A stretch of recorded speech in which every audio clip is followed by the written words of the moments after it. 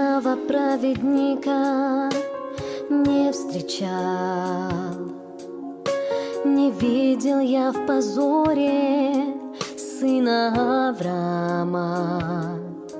О справедливости народ твой просит, и сердце крик с молением возносит. Ну разве справедливо, чтобы твой народ страдал? Настолько был унижен и в рабстве умирал, и сильной болью в сердце понять я не могу, как в Бога силы веря, такою жизнью я живу. Спрошу себя, а может быть, состарился мой Бог, и чудеса, что в прошлом делал, все забыть Он смог. Ведь из земли Египта Бог свой народ освобождал не для того, чтоб он в пустыне умирал. Возвысь в свой молоток, мой Бог и мой судья. Разрушь несправедливость, мы ждем решения от Тебя. Мой Бог, Ты справедливый, Ты не оставишь нас.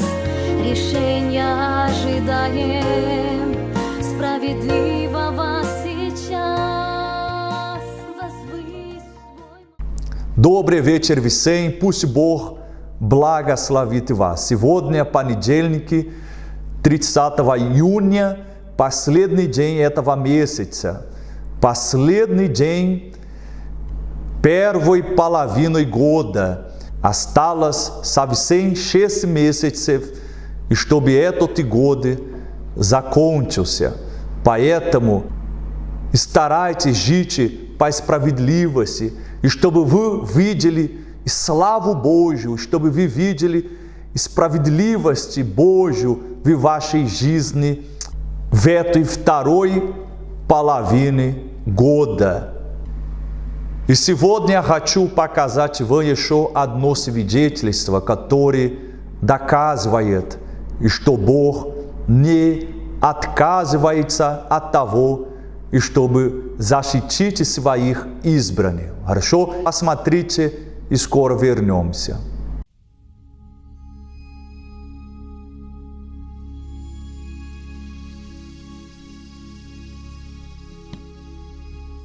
Я был очень успешным предпринимателем в своей жизни.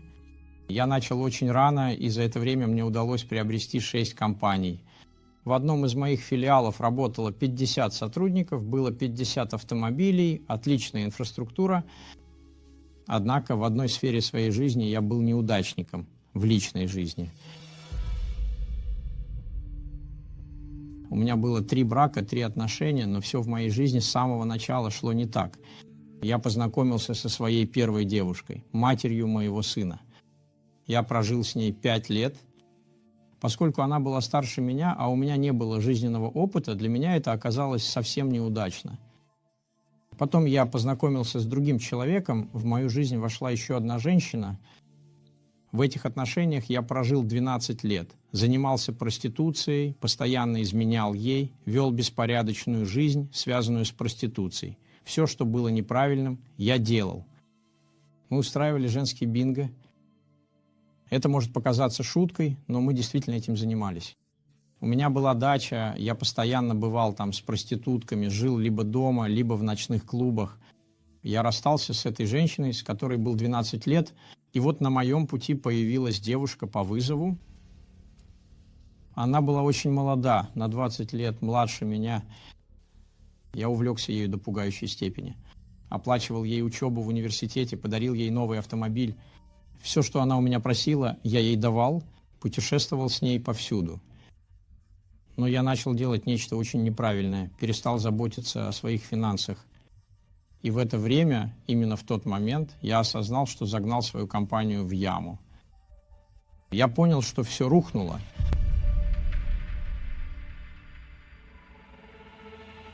И вот в этой книге, в то время, когда у меня остался только этот филиал, долг, да, в 10 миллионов, для успешного предпринимателя, я ездил на автобусе в этот филиал, переезжал из одного города в другой на автобусе. Имя Всераса. И у меня осталась только одна квартира. Она послужила мне тем, что я привез туда раскладной диван и спал там. Страницы вашей жизни становились все хуже. Только хуже. И все продолжало усложняться, потому что потом у меня появились проблемы со здоровьем, хроническое заболевание, да, это был хронический псориаз, и вся моя кожа покрылась сыпью. И когда я был в дороге, я сказал: нет, с меня хватит, я сейчас положу этому конец. Решение было принято, и я поехал, но я разогнал пикап до... Двигатель пикапа аж визжал, я больше ничего не видел. Единственное, что я осознал, и я сижу на обочине, пикап работает, а я плачу. И когда я закончил свои отношения с этой девушкой по вызову, я пришел в церковь. Это произошло довольно неожиданно, потому что меня пригласил друг, наш общий знакомый. Он сказал мне: пойдем со мной на конгресс.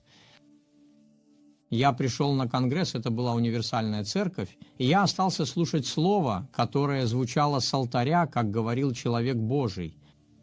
И он произнес слово, но это слово, это семя, проникло в меня так, что я понял, мне нужно оставить, да, своего старого человека. Тогда я начал отказываться от всего. Я оставил все, оставил это как-то, естественно, понимаете? Я стал искать истину в Слове, стал просить Божьей справедливости в своей жизни и начал работать над этим, начал трудиться. И вот здесь чистая книга. Я принял решение выбрать новый путь в своей жизни. И когда наступил тот момент, когда я действительно получил Святого Духа, и когда я получил Святого Духа, пришла та радость в душу, неописуемая, такой мир. Это лучший подарок, который я мог получить в своей жизни. Я этого не заслуживал.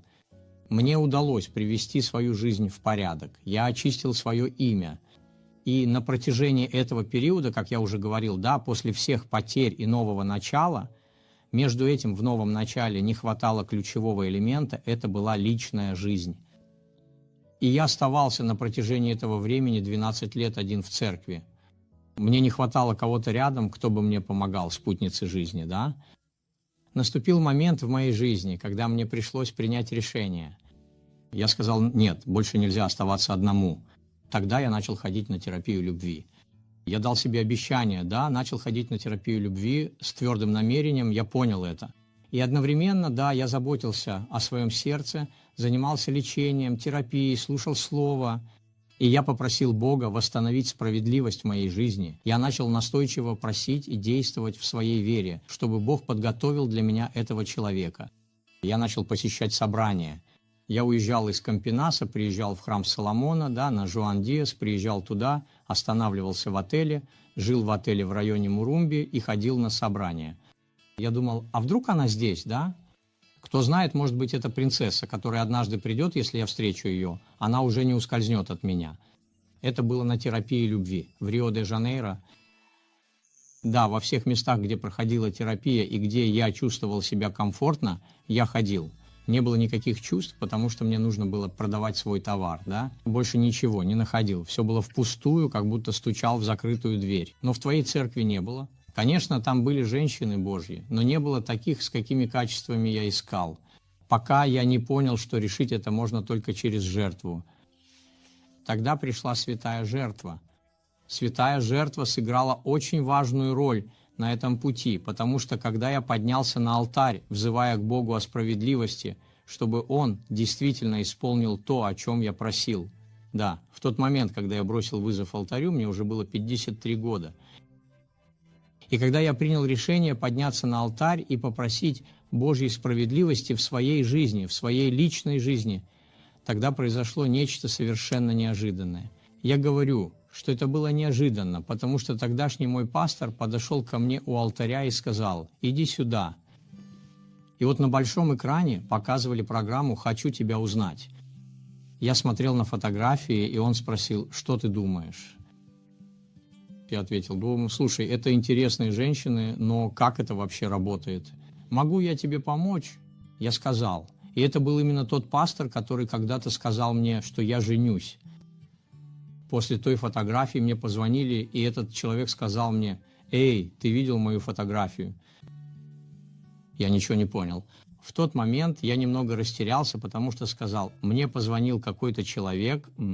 Потом я связался с пастором Андре, и он сказал мне, слушай, это сотрудница церкви, которая живет там, в Паране, и она хотела бы с вами поговорить. Тогда я договорился с ней встретиться в Понта-Гроссе. В тот вечер я сел с ней поесть пиццу, и мы там поговорили, Но я тоже был предельно откровенен. Я сказал, Том, смотри, я такой-то, такой-то, такой-то, вот. Этот мужчина, которого ты видишь здесь, сделал то-то, то-то и то-то, но я был абсолютно откровенен, рассказал ей все свои плохие стороны, открылся, выложил все на стол, честно, прозрачно, потому что я понял на терапии любви, что одно из качеств, которыми мы должны обладать, мужчина Божий должен быть прозрачным, нельзя ничего скрывать. Я спросил, ты готова жертвовать? Она сказала, готова, но знаешь, когда ты чувствуешь уверенность в том, что человек говорит, вот у меня было это чувство, я подумал, если этот человек скажет что-то противоположное тому, что я себе представляю, я сяду на обратный рейс домой, я не останусь здесь. Так что же, сеньор Валдеси, стул остался пустым или его кто-то занял? Этот стул заняла замечательная женщина рядом со мной. Хе-хе-хе. Ну и как, Фатима?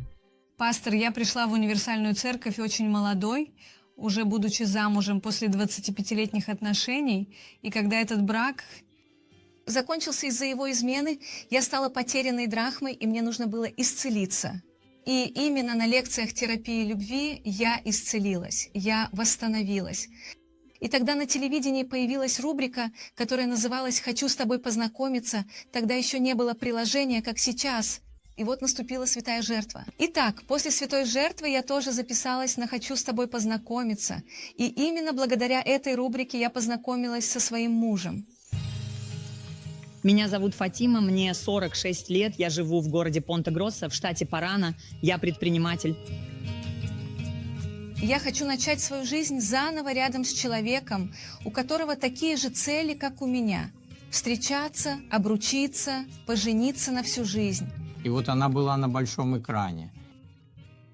Я посмотрел издалека и сказал, ну интересно, да? Я бы хотела, чтобы ему было от 47 до 60 лет. И единственное, что я могу сказать по поводу внешности, мне нравятся полненькие. Сегодня книга завершена. Здесь есть несколько фотографий с нашей росписи в ЗАГСе, да?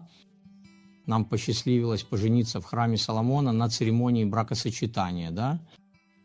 И вот здесь это драгоценное сокровище, потому что алтарь, как я уже говорила, алтарь совершенен во всем. Терапия любви там это отдельная история, потому что есть одно собрание, которым я не могу поступиться с самого начала. Это основа. Это основа всего. Потому что она учит, она учит. У нас не было так много проблем, обычно, когда пара женится, у них есть разногласия. Наши разногласия были очень незначительными, потому что мы многому научились на терапии. Современные холостяки обладают большой гибкостью. У меня не было такого права, но у них есть... Да, вы пришли с истоков Кверо те Коньесер. Да, именно так. Я пришла из Кверо те Коньесер. Сегодня есть приложение, есть лекции, есть The Love School.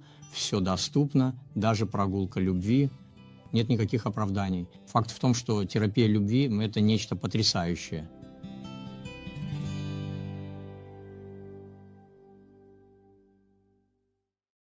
Как Бог говорит, и что Бог ли не защитит своих избранных, вопиющих к Нему день и ночь, даже если кажется медленно, Он защитит своих избранных.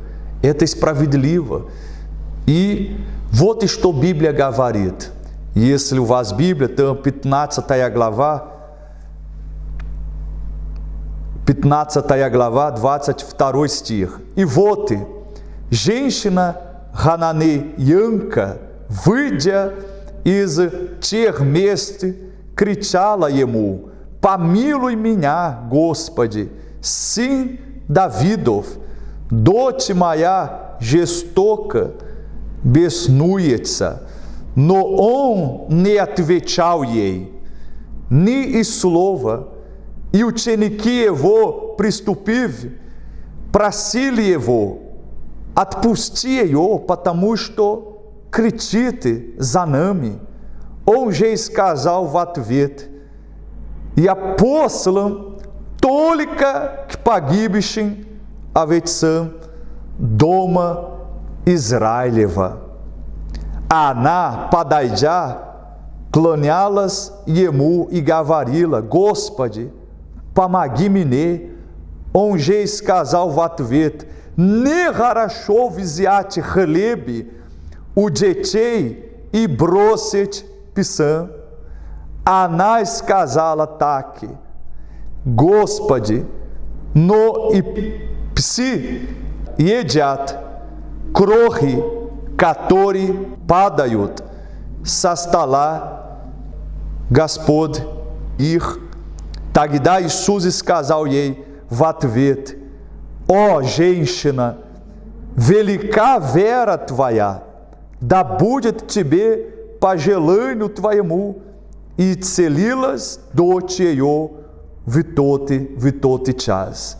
И здесь Иисус говорит о том, что Он был послан к избранным. Это то, что Иисус хотел ей сказать, что она не была избрана. Esse люди, которые приходят за благословение, за крохи, за какой-то ответ, за исцеление кого-то. Esse тех, которые приходят, чтобы искать какое-то благословение, освобождение для своих детей, для своей семьи. И это правильно. Но она пришла только для этого. Только чтобы Он исцелил дочь ее. Иисус, Он пришел не для этого просто, чтобы исцелять, освобождать. Он пришел, чтобы спасать. Чтобы спасать. Только избранные имеют доступ к спасению своей души.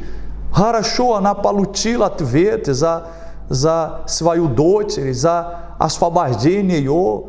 И потом, что дальше? И что дальше? Потому что тот же дух, который ушел из нее, я верю, что может быть позже, он вернулся. Как Библия говорит, когда нечистый дух выходит из человека, потом он возвращается. Если тот человек не принял решение, поставьте как приоритет Духа Святого, чтобы наполняться Святым Духом, и чтобы его тело было занято Святым Духом. Когда этот нечистый дух, он вернется, он увидит, что занят. Он не найдет места для себя. Тогда эта женщина, она переживала только о том, чтобы дочь ее освободилась в тот момент. Она не думала о том, что будет дальше, о защите, чтобы она получила защиту, и чтобы она была под защитой Божьей. Она переживала только о моментальное благословение. И мы знаем, что это все пройдет. Сколько тех, которые получили когда-то здесь в церкви какое-то благословение, ответ, и потом ушли. И что изменилось в их жизни? Ничего. Иисус, по вере той женщине, Он благословил ее, она была настойчива, она просила милости. Иисус, Он милостный, Он хочет помочь, но есть особенные благословения только для избранных. И справедливость Божья – это только для избранных Его. И кто является избранным? тех, которые делали себя избраны, тех, которые принимали Слово, потому что призваны, как мы говорили вчера, если вы были на служении вчера, то есть você, которые приходили когда-то сюда в церковь, это из-за того, что Бог призвал того человека. А с того момента, когда он пришел сюда и слышал Слово, и принимал Слово на практике, он принимал и Слово Божье, чтобы покаяться, чтобы изменить свою жизнь, и чтобы принимать водное крещение, чтобы поставить Бога на первое место своей жизни, чтобы иметь как приоритет искать Духа Святого. Если этот человек принял Слово, значит, что он стал избранным. И Бог, Он может только защитить избранных, как и Библия говорит. То есть, призваны, они довольны, скроем. Они хотят просто, знаете, призваны. Это те, которые хотят какой-то благословение, исцеление, и знаете, какой-то работа, молитесь, чтобы у меня была работа, и чтобы я мог погасить свои долги, купить то. И знаете, он довольный с этим крохом, но Бог хочет еще больше. Когда вы получаете Духа Святого, вы получаете то, и что Бог имеет, чтобы дать своим избранным. Поэтому, дорогие мои, сделайте себя избранным. Принимайте Слово, принимайте решение, отдайте вашу жизнь Богу. Не принимайте быть в церкви, только являясь призван, получайте какое-то благословение, ответ, как эта женщина, но избранный, для них есть особое благословение. Они сидят за столом с царем, как мы говорили вчера, и esse особенное место, то есть за столом с Иисусом для избранных Его. И если вы хотите стать избранным, отдайте вашу жизнь Ему. Мы помолимся сейчас, тогда и просите у Бога. Скажите Ему: мой Бог, я хочу быть избранным, я хочу стать избранным. Я хочу не просто ходить в церковь на служение за благословение, как эта женщина, за освобождение кого-то, за какое-то исцеление, за какое-то благословение финансовое. Нету. Просите у Бога, чтобы Он дал вам это привилегию стать избранным Его на этой земле. Хорошо? И вы увидите еще в этом году Его справедливости в вашей жизни. Хорошо тогда? Давайте мы помолимся. Возьмите Библию и ваши прошения, и давайте обратимся к суде сейчас. Во имя Господа Иисуса Христа, мой Господь, Ты не презираешь никого. Мой Бог, Ты хотел, чтобы эта женщина, мой Бог, о которой Библия говорит, мой Бог, что попросила у Тебя освобождение своей дочери. Ты хотел, мой Бог, больше дать ей, но у нее не было веры, и чтобы получить, что избранные получают. Она просила только крохи, какое-то благословение, мой Бог. Мой Бог, Ты хочешь, мой Бог, полный хлеб дать Твоим детям. Ты хочешь кормить, мой Бог, Твоих избранных, мой Бог, самые лучшие, которые Ты имеешь, чтобы дать. И это, мой Бог, самое лучшее, которое Ты имеешь, мой Бог, это Дух Святой, и чтобы дать нам. Мой Бог, поэтому открой этому человеку, мой Бог, открой этому человеку, мой Бог, чтобы он понимал, откройся этому человеку, и чтобы он понимал смысл о том, что, мой Бог, стать, мой Господь, избранным Твоим.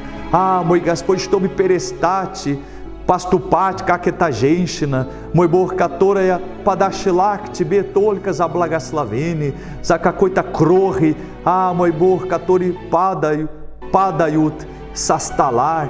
Господи, мой Господь, это то, и что мы не хотим, мой Бог, кушайте крохи, которые падают со стола Твоего. Нет, мой Бог, мы хотим, мой Бог, быть для Тебя, как дети Твои, мой Господь. Мы хотим являться, мой Бог, Тебе, детьми Твоими, которые сидят за столом с Отцом, которые кушают, мой Бог, самые лучшие. Мой Господь, поэтому я прошу Тебя, крести этого человека, и чтобы он стал избранным Твоим, потому что, мой Господь, только Ты, и чтобы, мой Господь, открывать этому человеку то, что он еще не понимает. Поэтому во имя Иисуса Христа прими нашу жизнь, прими нашу отдачу, прими сейчас, мой Господь, этого человека, который смиряется перед Тобою, который сейчас, мой Бог, понимает и смысл, то, чтобы поставить как приоритет, мой Бог, и стать избранным, и чтобы Ты мог защищать ее, защищать его. Поэтому прими нашу жизнь, нашу отдачу. Мы отдаем всю нашу жизнь Тебе и благодарим Тебя за это слово во имя Отца, Сына и Святого Духа. Аминь. Слава Богу. Аминь. Вы понимали тогда смысл того, чтобы стать избранным Божьим, поэтому не упустите ваши шансы в этом событии веры за справедливость. Бог не хочет, чтобы вы кушали крохи, которые падают со стола Его. Нет, Он хочет, чтобы вы сидели вместе с Ним за столом. Хорошо? И когда это происходит? Когда вы получаете Духа Святого, когда вы получаете печать Святого Духа в вашей жизни. Хорошо? В эту среду тогда мы увидимся на служении на 10:30 утра или на 18:00. И, кстати, завтра, вторник, 5 часов утра мы будем здесь в церкви, потому что епископ Macedo будет проводить служение по португальскому времени. Там будет 3 часа ночи. Он будет проводить эту маленькую ночную молитву для тех, кто жаждет справедливости Божьей, для тех, которые хотят получить Духа Святого. Завтра 5 часов утра я буду здесь с женой. Если хотите, приходите сюда, и мы будем вместе искать Духа Святого. Если вы жаждете справедливости, если вы жаждете Духа Святого, приходите. И Дух Святой, Он сойдет на вас, и вы станете детьми Божьими. Хорошо? Тогда пусть Бог благословит вас. Спокойной ночи и до скорого. Мой Бог и мой судья, разрушь несправедливость, мы ждем решения от Тебя. Мой Бог, Ты справедливый, Ты не оставишь нас, решения ожидаем справедливого сейчас.